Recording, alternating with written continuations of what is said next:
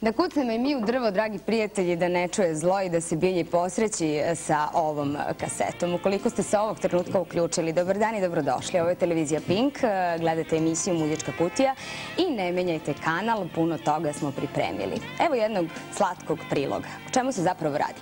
Za ovu pesmu će Biljana Jeftić sigurno snimiti spot. Kada vidite neki tačni videoklip, kako kažu da je pravilnije spot, on je manje ili više lep, ali je svakako, jel da, lep i kako to televizijski ljudi kažu, fino upakovan. A ne znam da li ste se ikada zapitali koliko je potrebno truda, rada i strpljenja za stvaranje jednog 3-minutnog videoklipa.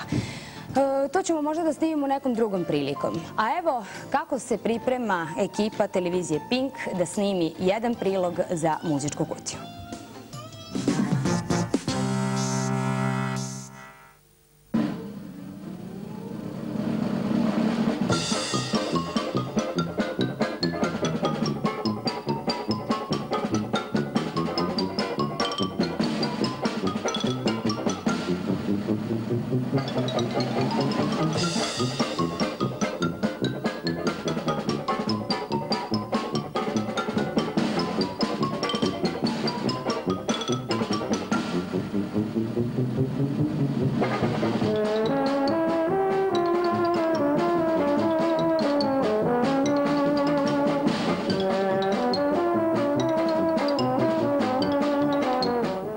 Neka druga žena tvoje ime doziva kroz noć, ružan san. Ne volja, daj ponovno.